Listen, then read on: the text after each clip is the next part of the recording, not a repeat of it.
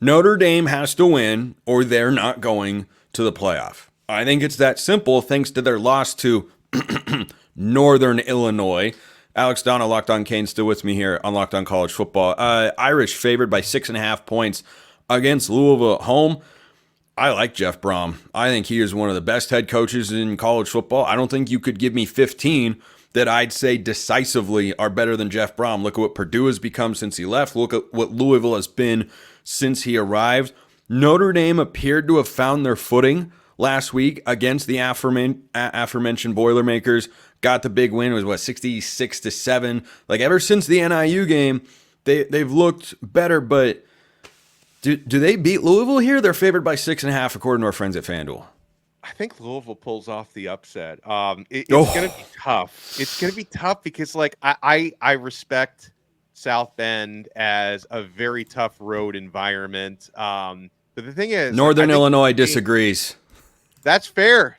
That is fair. And when Marshall beat them a couple years ago, was that also in South Bend? It was. It was. Okay. Though Miami of Ohio, not your Miami, different Miami, they went in there last week, lost 28-3. So Notre Dame's given up 10 points in the last 2 weeks.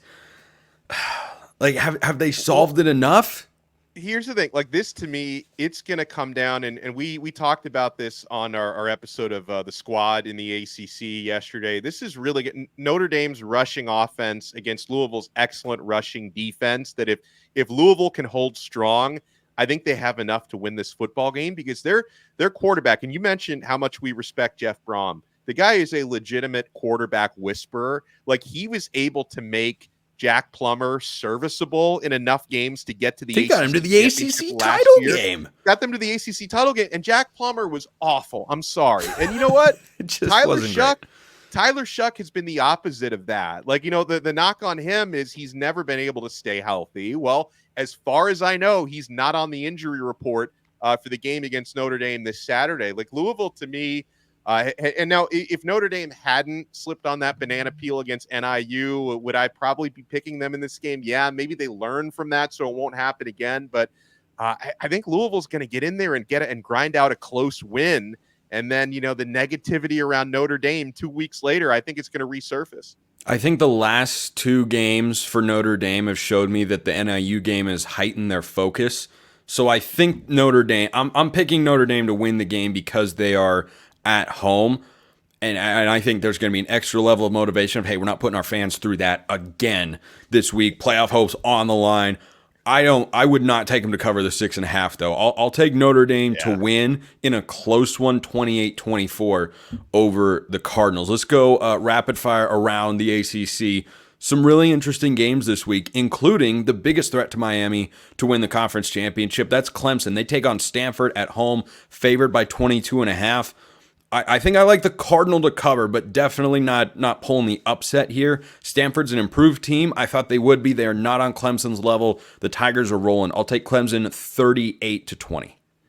I think Clemson might cover. You know, I think Syracuse was really, really off in that Stanford game, and I think if Notre Dame, if Clemson is actually smart enough to realize Alec Iomanner is really the only guy in this offense that can beat us.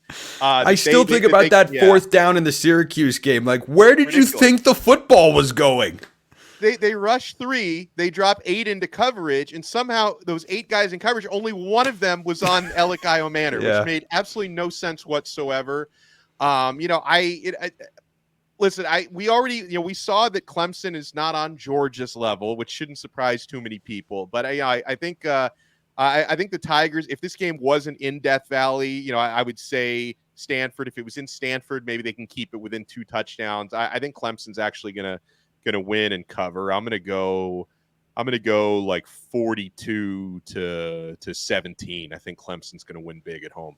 Couple of G5 matchups for ACC teams looking for a win. Now, Boston College is off to a strong start this year. They've got the win against Michigan State. They're favored by 12.5 against Western Kentucky. NC State, though, just a 6.5-point home favorite against NIU. Wolfpack need a win bad here, Donno. I think Boston College will be just fine. I'm worried about NC State in this game. Yeah, I'm going to take Boston College to cover. I think Boston College is one of the more underrated teams in the country. I didn't think they should have been unranked after a really close loss at Mizzou. They won their following game. Like, I think Boston College should be in the top 25, maybe can get back there. So I agree on that one. With NC State, I don't know if they cover or win against NIU, because here's the thing. Yeah, it's like we're talking about defense, disappointing teams in the ACC. Vautech, Yeah. NC State are just top of the list. And NC State, it's like they're kind of already playing for next year, with CJ Bailey at quarterback. Like, and then of course, when they started the season with Grayson McCall, that was I know that they had high hopes for him coming over in the transfer portal, but he was just dreadful. Like, maybe NC State comes away with like a 3-point win. They might win. I don't think they'll cover. I'm going to take the upset here. I'm taking the upset. Give me NIU. I have nothing. I don't have defense. I don't have offense. I don't have clear identity. I got nothing to feel good about with NC State. So give me NIU to get their second Power 4 win of the year. Before we get to Duke, North Carolina, and SMU, FSU.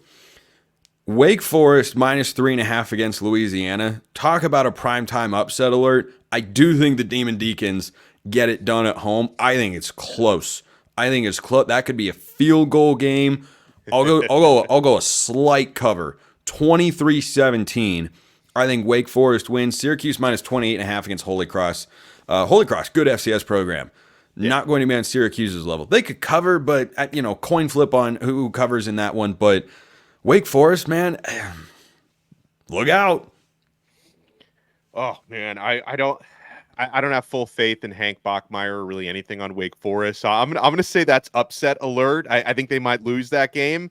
I agree with you on like Syracuse is gonna win, but 28.5 even against Holy Cross. Holy Cross has not been good this year though, but 28.5 is a big number. You know what? I'll say that they're going to cover only because they're going to be extra motivated to score a lot after losing at home to Stanford last week. I think if they had beaten Stanford, they wouldn't put their lead foot so much on the gas this week. But I think Syracuse is going to try to win this game big, and they will. I like that pick. My favorite ACC line of the week, give me Duke minus 2.5 at home against North Carolina. Tar Heels have got no defense. Malik Murphy's playing really nice football. Manny Diaz is 4-0. Did you know that? Anyone listening to or watching the show? Duke is 4-0. Give me 5-0 for the Blue Devils in a rivalry game at home. They lost this one in a thriller in Chapel Hill a year ago. I think they win in front of the home fan. I think they do it pretty comfortably. 30-13. Give me Duke. Yeah, I'm not going to... relatively comfortably, I say Duke is going to win by 7 and cover the spread at home, because it's like, how can I in good faith pick a North Carolina team that not only doesn't have a defense, they don't really have a quarterback, they turned it over how many times last week when they let James Madison score 70 points on them. So how can I pick North Carolina against Duke when they gave up 70 points last week? And listen, Duke has not played a tough schedule so far, but that doesn't change this week. North Carolina is not a tough opponent this year. They don't have, the last several years, they've had first-round NFL quarterbacks on their team. That is not the case this year. I've got the Blue Devils. I think Malik Murphy's going to have a really nice game, and against that defense, why not? Finally, Donno, SMU, 6.5-point favorite against Florida State. Look, I was disappointed with SMU at the start. I don't like either of these teams, frankly. I don't love it. Don't love it. I don't know. What's your read on this game? So here's my read. Despite the fact that, SMU, they did score, I think it was 66 points they scored against TCU last week. I think SMU is going to win a low-scoring, ugly game. So I'm looking at, it's already a pretty low over-under at 48.5, but I think it's going to go under that for the simple reason that Florida State's defensive line has woken up the last 2 weeks. They're starting to resemble the defensive line that was, supposedly best in the country before the season started. Like they're closer to that now than they were to worst defensive line, which is how they looked the first couple of weeks. So I think Florida State's defense is going to make things a little bit muddy for SMU. I know Kevin Jennings has played well at quarterback now since they bench Preston Stone, but I think Florida State's defense is going to be able to keep this one low scoring. But the problem is Florida State can't score. No, I can't watch their offense. I can't. It's just so painful. I mean, it's so inept. They can't run the football. DJ Uyunglele can't hit fades wide open in the end zone. So this is going to be a game where, I think SMU's probably going to win, like, by a field goal, something like that. But I think it's going to be a muddy, ugly game. And I would be surprised if it goes over 48.5. So I'm going to pick SMU ugly. And this is not going to be one that's it is in prime time, this one, ACC Network at 8 p.m. Eastern time, but it's not going to be the most exciting use of our evening hours on Saturday. 18-16, weird score. Give me SMU. 18-16.